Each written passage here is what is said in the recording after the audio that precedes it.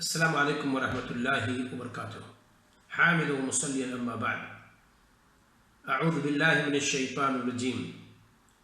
یا ایہا الذین آمنوا اتقوا اللہ حق تقاتہ ولا تموتن الا وانتم مسلمون۔ کچھ علماء نے تقوی کے مراتب بتلائے ہیں۔ کہا کہ تقوی کے 3 مراتب ہیں، انہی کو میں 2-3 منٹ میں واضح کرتا ہوں۔ نمبر 1، شرک سے بچ کر، شرک سے دور رہ کر کے اپنے آپ کو اللہ تعالیٰ کے عذاب سے، دائمی عذاب، کیونکہ شرک اکبر کا مرتکب اگر بغیر توبہ کے مر جاتا ہے تو اس کی مغفرت نہیں ہوگی۔ ان اللہ لا یغفر ان یشرک بہ ویغفر ما دون ذلک لمن یشاء۔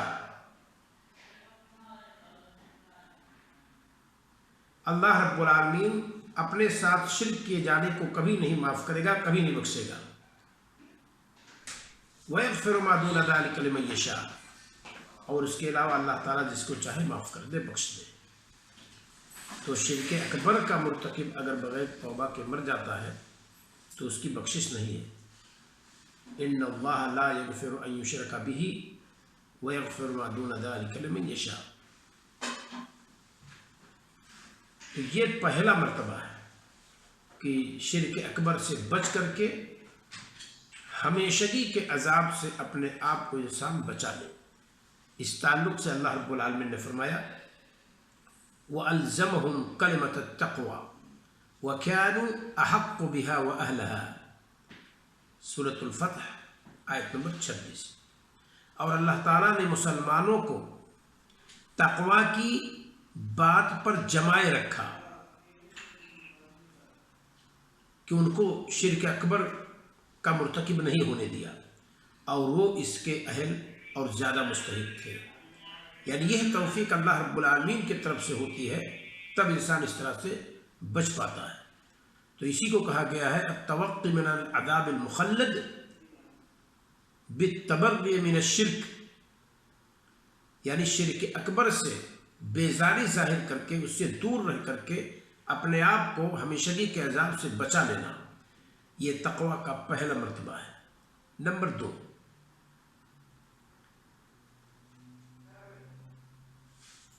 ہر اس چیز سے بچنا جس سے انسان گنہگار ہوتا ہے،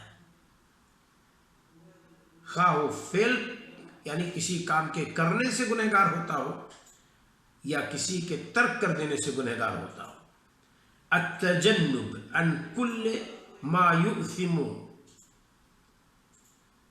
من فعل او ترک، ہر اس سے بچنا جو انسان کو گنہگار بناتا ہو، خواہ کسی کام کا کرنا ہو یا کسی کام کا ترک کر دینا، حتی الصغائر، یہاں تک کہ صغیرہ گناہوں سے بھی وہ دور رہتا ہے۔ عند قوم، علماء کے گروپ کے نزدیک یہ دوسرا مرتبہ ہے، اور اسی کو تقوی دراصل کہتے ہیں۔ وَهُوَ الْمُتَعَرَفُ بِالتَّقْوَى فِي الشَّرْعِ وَهُوَ الْمَعْنَى بِقَوْلِهِ تعالیٰ، اور یہی معنی اللہ رب العالمین کی اس قول میں ہے وَلَوْ أَنَّ أَهْلَ الْقُرَىٰ آمَنُوا وَاتَّقَوْا، اگر گاؤں والے، بستیوں والے ایمان لاتے اور ہر قسم کے گناہ سے بچتے، اور وہ گناہ چاہے کسی کام کے کر لینے سے ہو یا کسی کام کے ترک کر دینے سے ہو۔ سورۃ الاعراف آیت نمبر 96۔ اسی سلسلے میں عمر بن عبدالعزیز رحمہ اللہ کا قول عام طور پر لوگ لیتے ہیں التقوی ترک ما حرم اللہ، تقوی یہ ہے کہ اللہ تعالیٰ نے جس چیز کو حرام قرار دیا ہے اس سے انسان دور رہے، چھوڑ دے اسے۔ وَأَدَاءُ مَا افْتَرَضَ اللَّهُ، اور اس چیز کا ادا کرنا جو اللہ تعالیٰ نے اس پر فرض کیا ہے، یہ انہوں نے تعریف کی۔ تو گویا کہ یہ تقوی کے دوسرے مرتبے میں یہ چیز آتی ہے کہ بندہ ہر اس کام کے کرنے سے بچے جس سے قدر گنہگار ہو، خاص صغیرہ ہو یا کبیرہ ہو، اور ہر اس کام کو چھوڑنے سے بچے جس کے چھوڑ دینے سے گنہگار ہو۔ تیسرا مرتبہ یہ ہے ان یتنزہ عما یشتغل سرہ، ہر اس کام کو بندہ ترک کر دے جو کام تنہائی کے عالم میں اس کو مشغول کر دے، جس کی تنہائی کو مشغول کر دے جو عمل، اور اللہ تعالیٰ سے غافل کر دے جو عمل، اس سے بندہ پاک رہے، اس سے بندہ دور رہے۔ وَهَذِهِ هِيَ التَّقْوَى الْحَقِيقِيَّةُ الْمَطْلُوبَةُ، اور یہی حقیقی تقوی ہے۔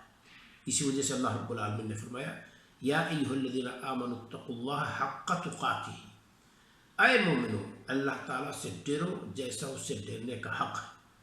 یعنی لوگوں کی بھیڑ بھاڑ میں برائی سے بچ جانا،